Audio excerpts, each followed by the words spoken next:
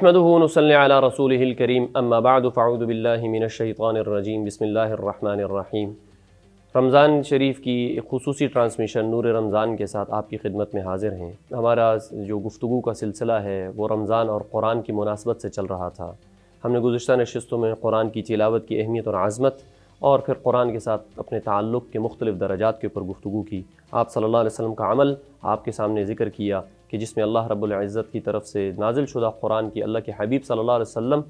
حضرت جبریل علیہ السلام کے ساتھ دور فرمایا کرتے تھے۔ آج کے اس سیشن میں، اس نشست میں ہم قرآن اور روزے اور بالخصوص رمضان کی ایک خاص مناسبت کی طرف آپ سب کو ہم متوجہ کرنے کی کوشش کریں گے، اور ایک بڑے ہی لطیف سا ایک اشارہ کہ قرآن میں اللہ فرماتے ہیں سورہ بقرہ کے بالکل ابتدا میں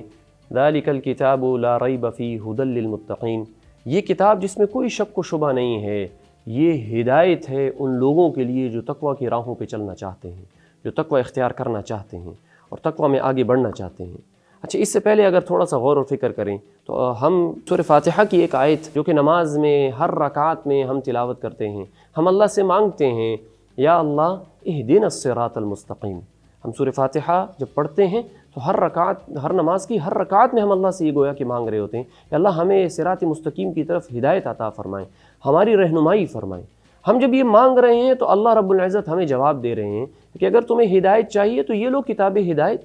پوری کتاب ہدایت تمہیں دینے جا رہا ہوں جس میں کوئی شک و شبہ نہیں ہے، اور یہ ہدایت ہے ان لوگوں کے لیے جو تقویٰ کی راہوں پہ چلنا چاہتے ہیں، جو تقویٰ اختیار کرنا چاہتے ہیں، جو متقی اور پرہیزگار بننا چاہتے ہیں، ان کو رہنمائی اس کتاب سے ملے گی۔ اچھا، تو گویا کہ قرآن کے اندر ہدایت عام لوگوں کے لیے تو ہے، کیونکہ قرآن کہتا ہے ھدی للناس، ہر شخص کے لیے اس میں ہدایت ہے،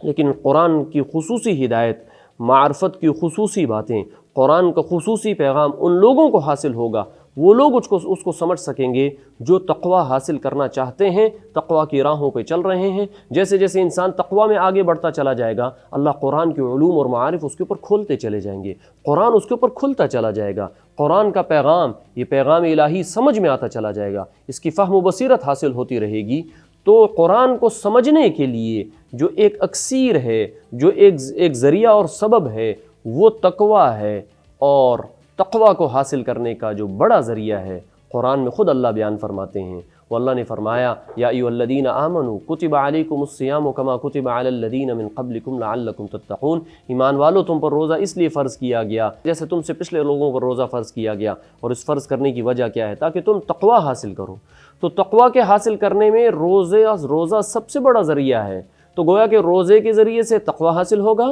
اور جیسے جیسے انسان تقویٰ میں آگے بڑھتا چلا جائے گا تو انسان قرآن کے ساتھ تعلق اور اس کی فہم و بصیرت میں آگے بڑھتا چلا جائے گا۔ تو گویا کہ روزے کا براہ راست قرآن کے ساتھ تعلق پیدا ہو گیا کہ جب انسان روزہ رکھے گا اور قرآن کی طرف متوجہ ہوگا تو بذریعہ تقویٰ اور روزہ انسان قرآن کے علوم اور معارف کے گہرے سمندر کے اندر غوطہ زن ہوتا چلا جائے گا، اور ایسے ایسے موتی اس قرآن کے اندر سے نکلیں گے، پیغام الہی کی معرفت کی وہ باتیں انسان کے اوپر کھلیں گی اور منکشف ہوں گی اور انسان کو سمجھ میں آئیں گی، جو شاید تقویٰ کے بغیر انسان کے اندر وہ صلاحیت پیدا نہ ہو اور انسان کے اوپر وہ باتیں نہ کھولیں۔ اسی وجہ سے تقویٰ کہتے ہیں گناہوں سے اجتناب کو۔ اسی وجہ سے اگر آپ کے سامنے میں امام شافعی رحمۃ اللہ علیہ کا ایک شعر ذکر کروں جس میں امام شافعی فرماتے ہیں کہ میں نے اپنے استاد وکیع بن جراح سے یہ شکایت کی، شکوت الی وکیع سوء حفظی، کہ مجھے کچھ چیزیں یاد نہیں رہتی، کچھ چیزیں سمجھ میں نہیں آتی، میں جب غور و فکر اور تدبر کرتا ہوں قرآن و سنت کے اوپر تو بعض باتیں میرے اوپر مبہم رہ جاتی ہیں۔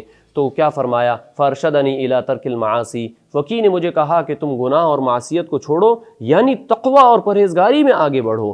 اور وَأَخْبَرَنِي بِأَنَّ الْعِلْمَ نُورٌ، اور مجھے انہوں نے اس بات کی خبر دی کہ جو قرآن و سنت ہے، یہ اللہ کا علم، یہ نور الہی ہے۔ وَنُورُ اللَّهِ لَا يُعْطَىٰ لِعَاصٍ، اور نور الہی کا فہم و بصیرت اس شخص کو نہیں دیا جاتا جو متقی نہ ہو، جو پرہیزگار نہ ہو، بلکہ اس کی زندگی میں گناہ ہو۔ تو جیسے جیسے ہم گناہ کو چھوڑیں گے، تقویٰ حاصل کریں گے، ہمارے اوپر اللہ کے اس